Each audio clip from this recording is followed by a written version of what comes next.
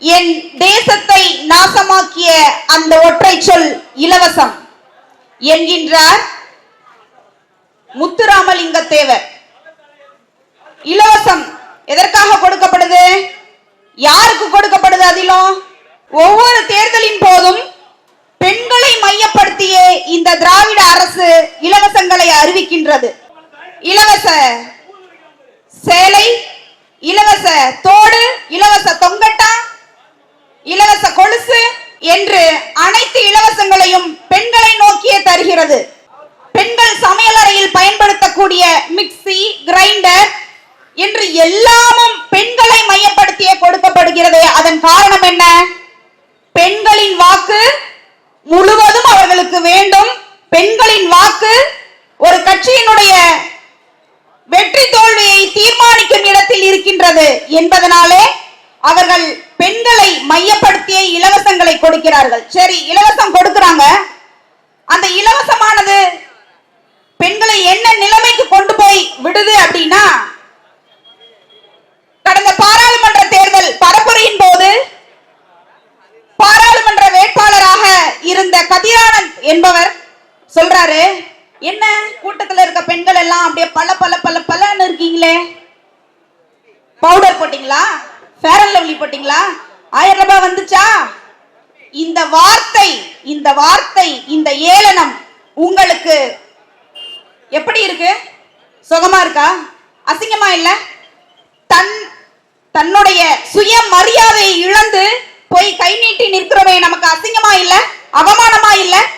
சுயமரியாதையை கற்றுக் கொடுக்கும் திமுக என்று பேசும் இந்த திராவிடம் நம்மை 5க்கும் 10க்கும் இலவச சீலைக்கும் தோடுக்கும் தொங்கட்டானுக்கும் கையேந்த வைக்குதே. உங்களுக்கு அசிங்கமா இல்ல? மாசம் பெண் பிள்ளைகளுக்கு 1000 ரூபாய் கொடுக்கிறோம். நீங்க போன் வாங்கி யார் கூட வேணா பேசுங்க. இந்த வார்த்தையை அவர் வீட்டு பெண் பிள்ளையை பார்த்து சொல்வார் அவரு?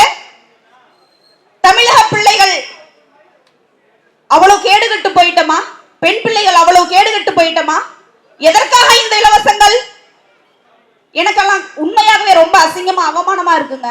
அப்ப நம்ம ரொம்ப சிந்திக்க வேண்டியது என்னன்னா, நீங்க இலவசத்தை கை நீட்டி வாங்கிவிட்டால் தன்மானத்தை இழப்பீர்கள். உங்களின் உரிமையை ஒருபோதும் உரிமையாக பெற முடியாது. மண்டியிட்டு அடிமைத்தனத்தோடு கையேந்தி பிச்சையாக பெற வேண்டும் என்பதனால இலவசத்தை நீங்கள் விரும்பாதீர்கள். உங்க வீட்டில் இருக்கக்கூடிய கணவரோ அண்ணனோ தம்பியோ அப்பாவோ திமுகவினுடைய பொறுப்பாளராக இருப்பாரு, ஆதரவாளராக இருப்பாரு. உங்களிடம் வந்து தலைவர் கொடுத்தாரு, தலைவருக்கு ஓட்டு போட்டுரு அப்படின்னு ஒரு சீலையை கொடுப்பாரு. பெண்கள் அதை வாங்க கூடாது. தூக்கி உங்க கணவர் மூஞ்சில விட்டுறீங்க.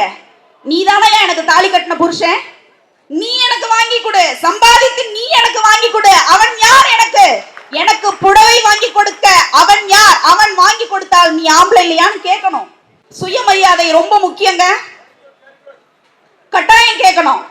மாசம் 1000 ரூபாயை கொடுத்துட்டு பெண்களை அசிங்கப்படுத்துகிறது இந்த திராவிட மாடல் அரசு. இலவச பேருந்து பயணச்சீட்டை கொடுத்துவிட்டு அசிங்கப்படுத்துகிறது இந்த திராவிட மாடல் அரசு பெண்களை.